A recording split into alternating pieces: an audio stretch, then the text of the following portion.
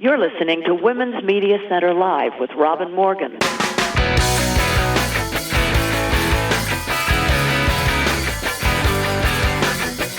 Welcome to Women's Media Center Live.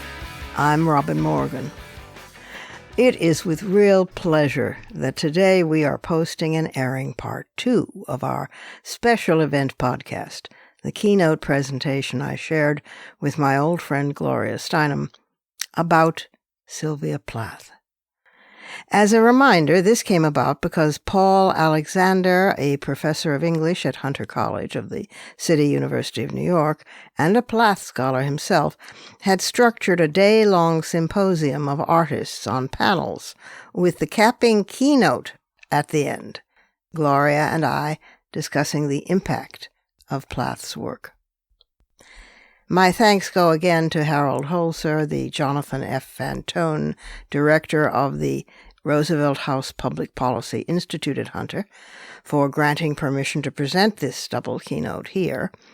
And I'm also grateful to Paul Alexander, the symposium director, and, of course, to Gloria for her insights. To refresh us, last week we left off having discussed the years that Gloria and Sylvia shared as undergraduates at Smith College, where the atmosphere was still such that it was preferable to get an MRS instead of a BA. We spoke about the stultifying atmosphere of the 1950s, and although Gloria had never actually met Sylvia, she spoke movingly about the strictures that women, including Plath, faced in those days when there was as yet no women's movement. Then I flashed forward to speak about how Random House, which was about to publish my first book of poems, Monster, froze production on it for 6 months, to my considerable anguish, because Ted Hughes, the husband of Sylvia Plath, the widower, he had survived her, and a poet himself, he controlled her estate and threatened to sue if my book came out. This was because of a particular poem in it, in which I satirically, and in the tradition of Christopher Smart, Dante, and Alexander Pope, accused Hughes of complicity in Sylvia's having committed suicide. He had beaten her, he had caused a miscarriage, and he had been virtually sadistic withholding money for her and the kids after their separation. His sex addiction was well known, including to Sylvia, who openly wrote about it. It was amounted to a kind of satyriasis, which inevitably ended tragically for the women. There was more than one suicide. But I could not convince Random House, and so was forced to resort to the rhetorical question, as in, how can I accuse Ted Hughes of the murder of Sylvia Plath? I also took on the British literary establishment, all of them his friends, who then stopped publishing her after their separation. They were outraged that a young poet, a woman poet, and another American to boot, that is, me, dared to defend Plath. Well, grudgingly, Random House did publish the book, and were forced to go back on press soon after because they originally printed only a small number, which promptly sold out. Then, however, this extraordinary thing happened. Women all over the United Kingdom, hearing about this banning, began to print so-called pirated editions of their own, pirated with my permission. They demonstrated at Hughes's poetry readings, disrupting them inside and picketing outside, until he was literally unable to read his work anywhere in the Commonwealth. Poetic justice, indeed. We have to pause here very briefly so that we can present the rest of the keynote on Sylvia Plath, uncut and with no interruptions.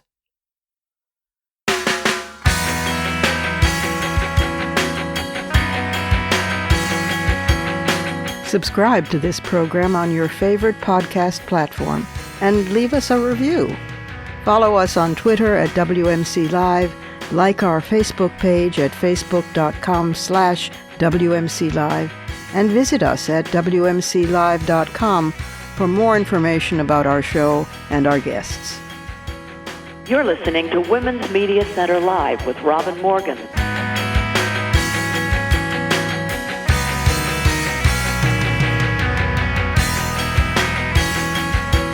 Here is part 2 of the Morgan Steinem keynote on Sylvia Plath from the Hunter College Symposium. We pick up with where I am talking about further revisions I did on the poem Arraignment in my first book of poems, Monster. I honed the irony. I also added a stanza about Assia Gutmann Webel, who was the woman he was screwing when he left Plath, and her daughter, Shura, their daughter, Shura. And by the way, she also committed suicide the same way that Plath had. She put her head in the oven and gassed herself, and their daughter. Did you know that? Did everybody know that? Say it again, because I think... What? Yeah. Oh, sorry. That Assia Gutmann Webel, who was the woman he left Plath for, also killed herself. She put her head in the oven, turned it on, and gassed herself and Shura, their daughter. And Hughes, kind of amazing, Hughes, in her will, she left him my no doubt, quote, my no doubt welcome absence and my bitter contempt. This is the second woman. And later on, he said, rather disingenuously, all the women I have anything to do with seem to die. But he hadn't yet said that when I wrote in this poem, even in the revised version, what a coincidence.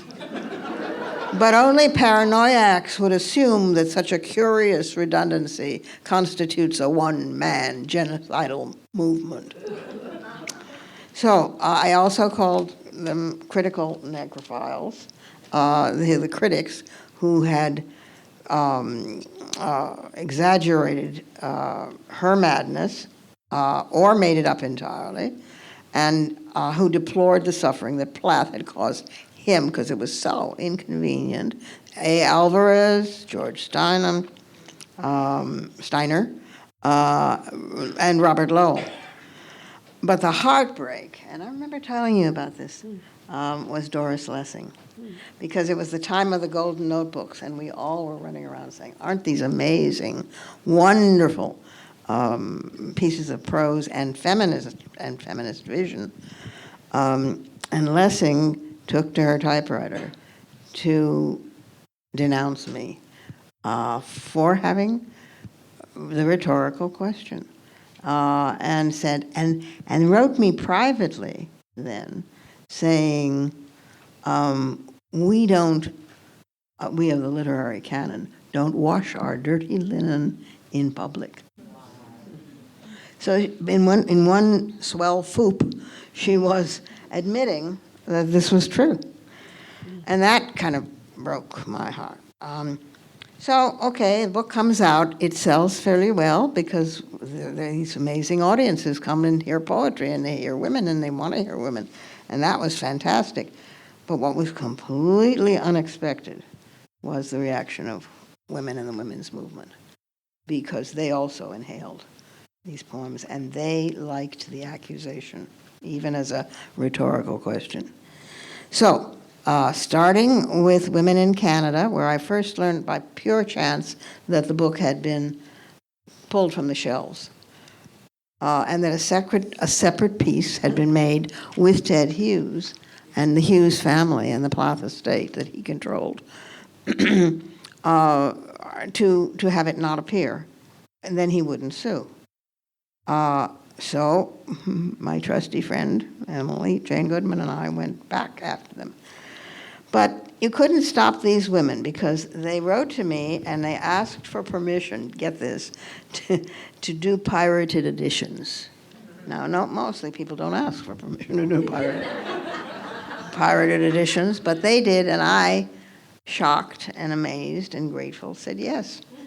So there were pirated editions of Monster, which was the title poem, with this poem in it in every country in the Commonwealth, in Canada, in New Zealand, in Australia, in all of the then colonial African, British-controlled, English-speaking countries, and of course in England, where it was even more dangerous because their slander laws were very fierce, and everybody, publishers as well as editors and so on, could be sent to prison for slander.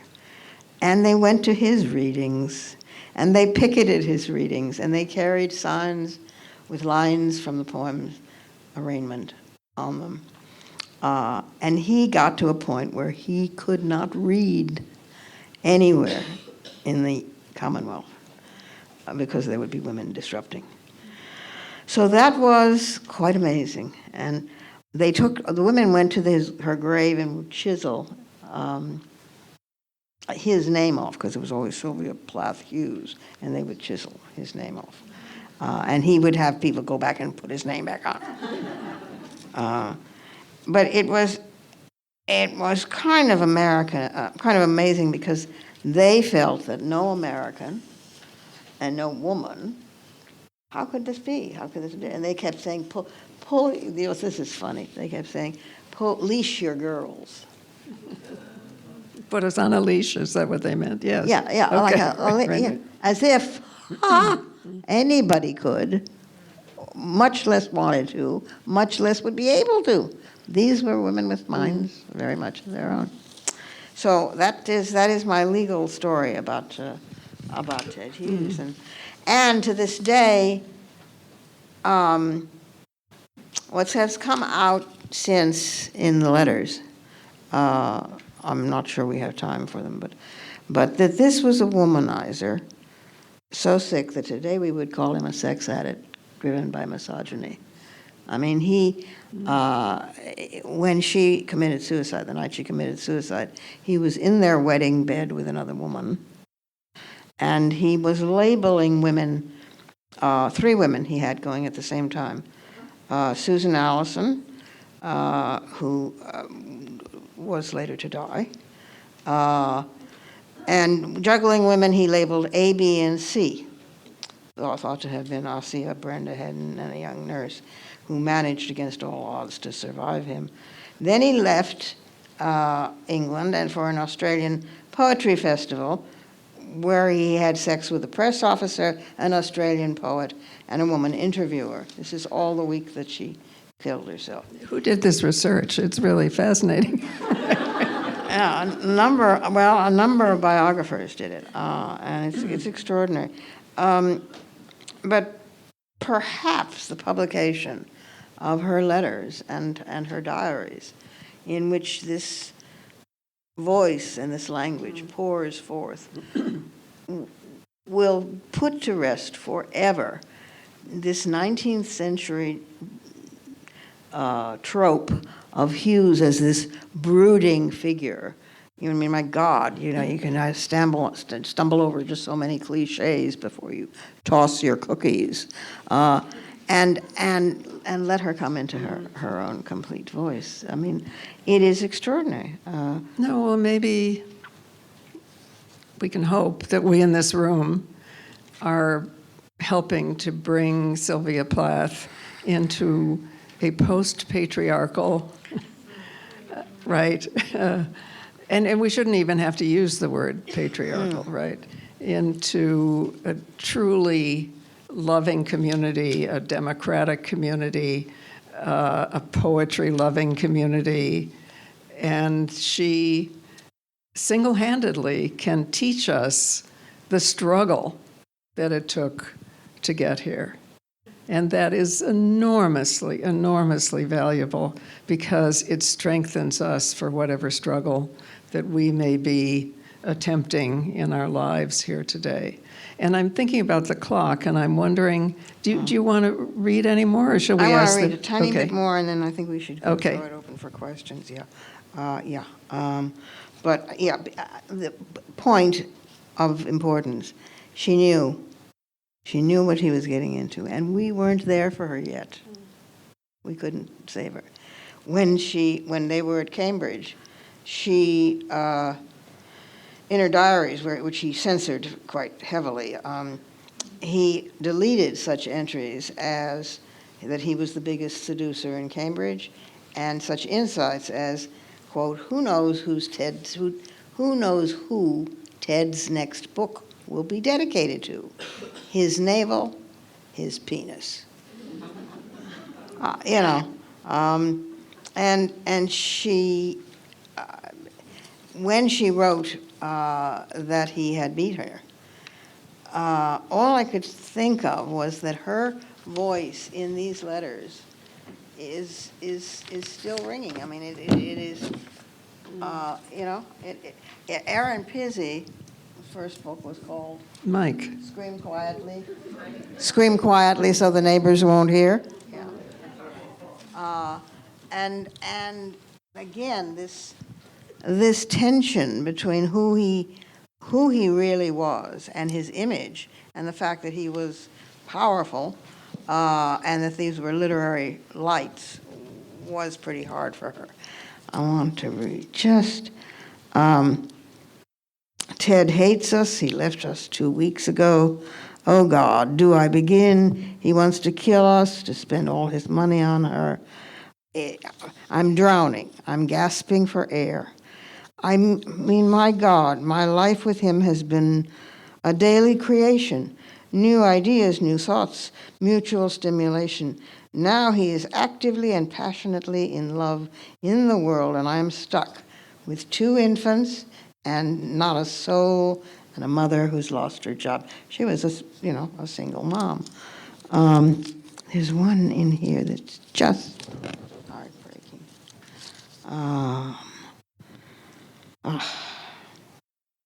What I don't want is a nice, dull, safe, sweet, reliable husband to take his place. Let him marry again. I hate routine jobs, and I never want to be bound to anyone. And most men who are creative or scientific miracles are bastards. I don't mind knowing a bastard or having an affair with a bastard, but I just don't want to be married to one. There's a fight back in her that we would have loved. She talks again and again about how I'm strong, I can do this. I know what life is like. I want to lead a life of poetic genius. I get up at 4 a.m. to work for 3 hours before the babies wake up. The writer in me is delighted. I'm up before breakfast and I'm engaged. Oh, this just it breaks your heart, because she tried and she did fight back and she was not a victim. My study has become a haven, a real sanctuary for me, and so forth and so on. And she knew that she was repeating her mother's pattern. She knew that this was not good for women. She said even, why do I? She questioned it. So she was the women's movement before there was a women's movement.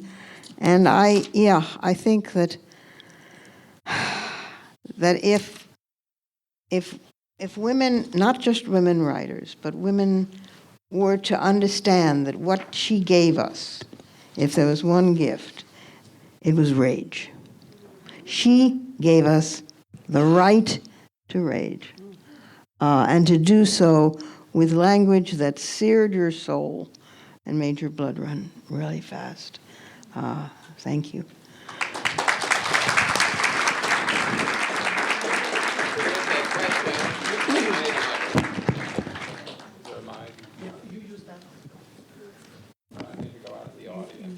No, you don't. Go to mine. We have mics. Oh, you have mics out there. That's right. Just wait for them. I want to ask one question first of Gloria, because I think there's a detail in my research that I learned years ago that I thought really it's a metaphor for what Smith was like at the time, and that was posture pictures. Can you explain posture pictures? I can't explain exactly why they existed, but they did exist, and every incoming female student, we were all female students, had to stand in front of a line so it could emphasize how bad your posture was or wasn't, and from the side, they took nude photographs of everybody. It must have been part of some experiment we didn't know. And there was always a rumor that the Amherst student men had looted all the posture pictures. But I'm happy to say posture pictures are a thing of the past. That's true. But is somewhere in Smith's archives, somewhere, nude pictures of you and Sylvia Plath and Nancy Reagan and Barbara Bush? I never thought of it that way. Yes. Maybe we should look into A that. profitable book looms before us. So, thank you for that. We're going to take questions from the audience. Kara. Thank you all both so much. I'm so inspired. And my question has to do with women and rage. There's a conversation right now going on about postpartum psychosis and the horrible experiences that a lot of new mothers have. And I just wondered if you could you don't have to talk to postpartum psychosis, but I'm just curious about women and rage and new mothers and sometimes the rage they can feel. As a new mother, I have felt it. And I think we all wonder whether we are mothers or fathers if this is not just the sudden, enormous, and often solitary responsibility for a completely helpless human being, and the woman has just gone through this ordeal and herself requires support and rest. It seems to me that a lot of things we think are inevitable turn out to be evidence of wrongdoing, and that we can change them. And that's actually what the women's movement, the civil rights movement, the gay and lesbian, and, it's what everything is about. thank you. More questions? Yes, ma'am. Hi, I'm Helene Goldfarb. We know each other from years and years ago. How are you, Robin? We published her book. I'm the president emerita of the Feminist Press. And what I want to know is, where do you think we're going today? I read the paper. I read all these horrible things that are going back, and it seems to me that we're going backwards, and I want to know where you think. Just and a I'm little older. thing like I'm that. older than both of you, by the way. So Just a little I'm not question gonna- like that, where are we going today? This is a...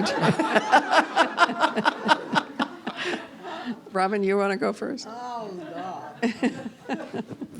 Well, I don't think we're going backward, Helene.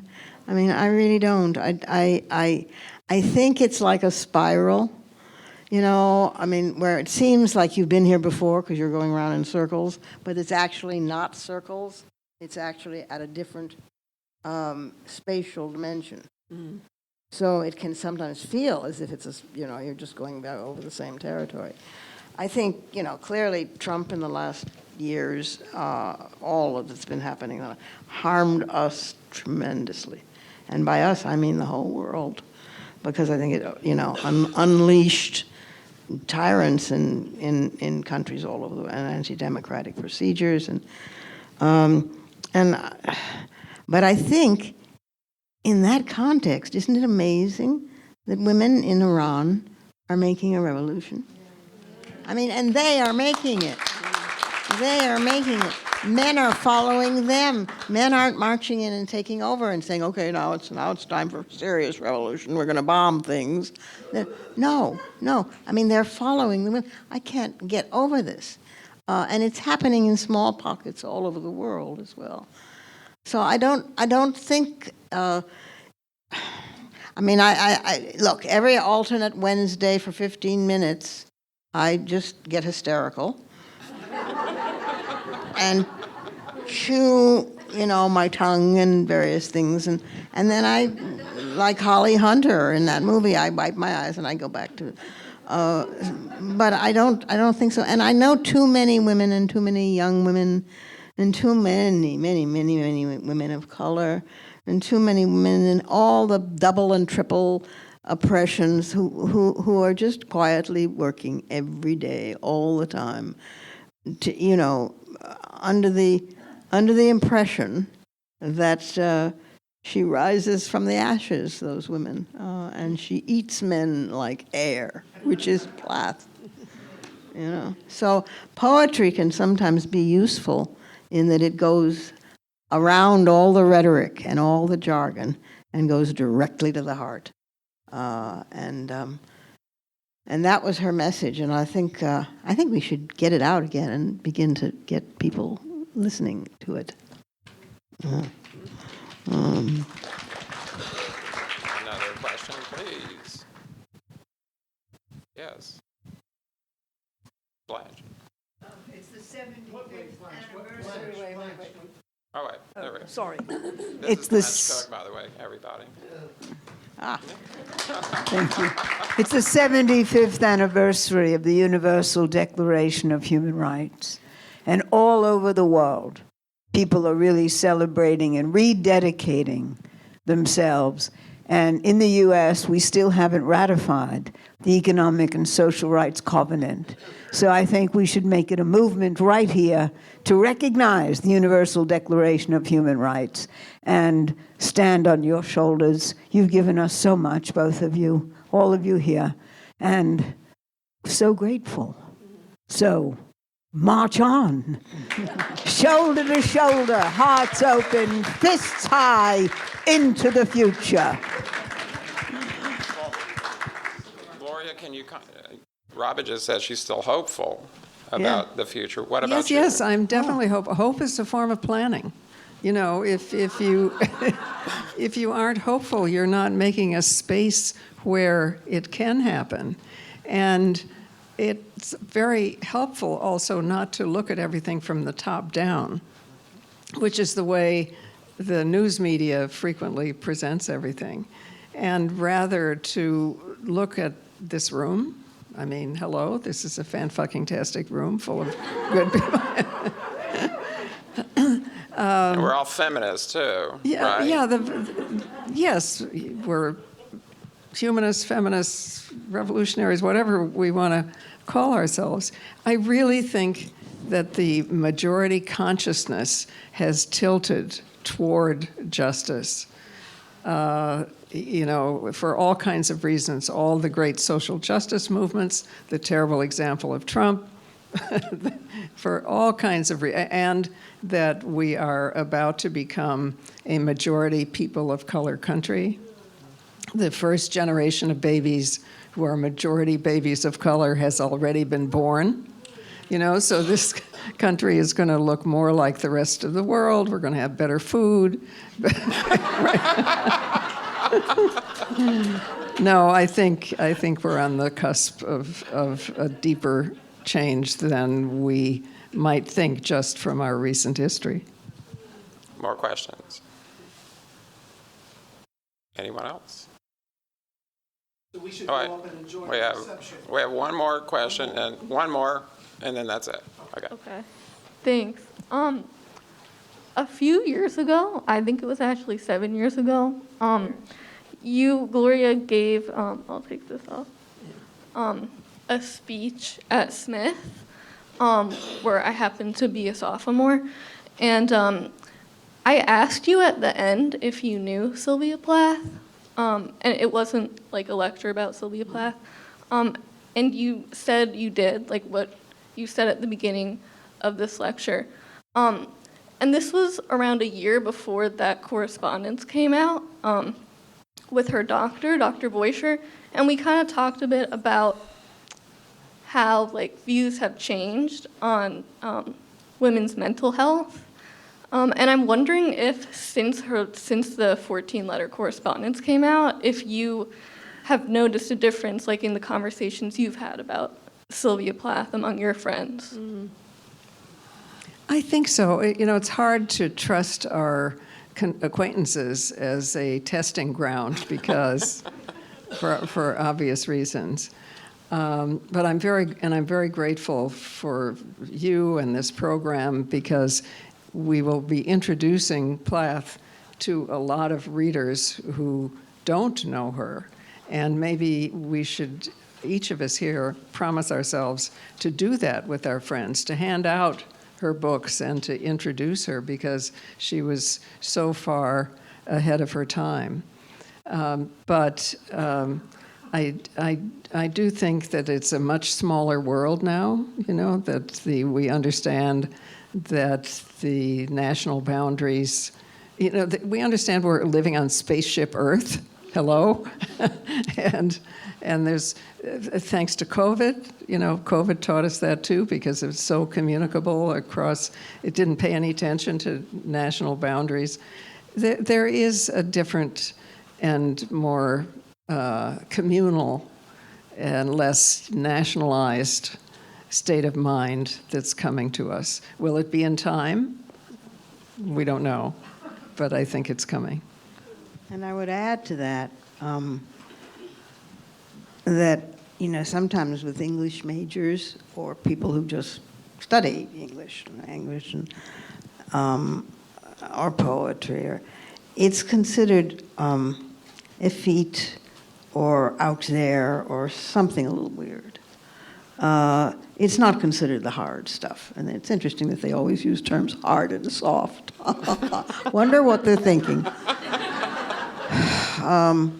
But the power of art and the power of language and the power. I mean, this woman up there was possibly the greatest organizer the contemporary women's movement has ever had.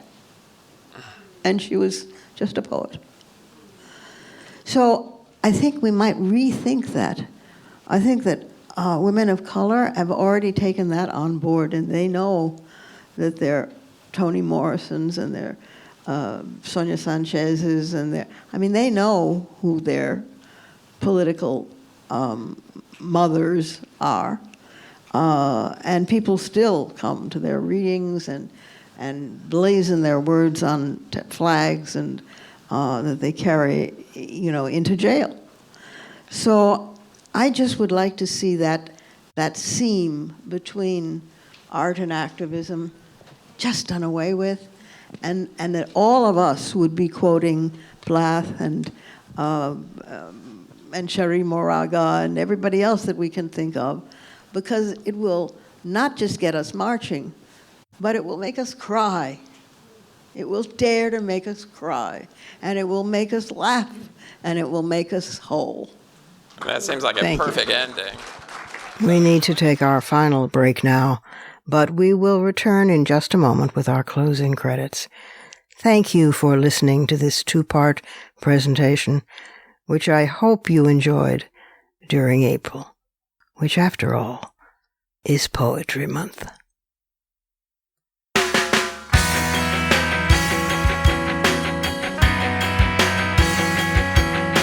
The Women's Media Center, founded in 2005 by Jane Fonda, Gloria Steinem, and myself, is a progressive, nonpartisan, nonprofit organization working to make women visible and powerful in media. You can learn more about the WMC at womensmediacenter.com. You're listening to Women's Media Center Live with Robin Morgan.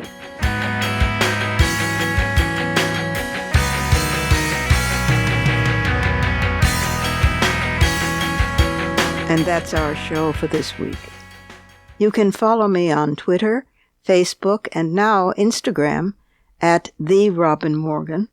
And you can check out my blog at robinmorgan.net and find my latest book of poems, Dark Matter, and my brand new novel, Parallax, wherever books are sold. Opinions expressed on this program do not necessarily represent the Women's Media Center. Here's the family for Women's Media Center Live. Executive producer as well as founding and sustaining sponsor, Regina K. Scully. WMC president and co-executive producer of this program, Julie Burton. I'm Robin Morgan, your producer and host. Thank you for being with us. Join us again next time on Women's Media Center Live.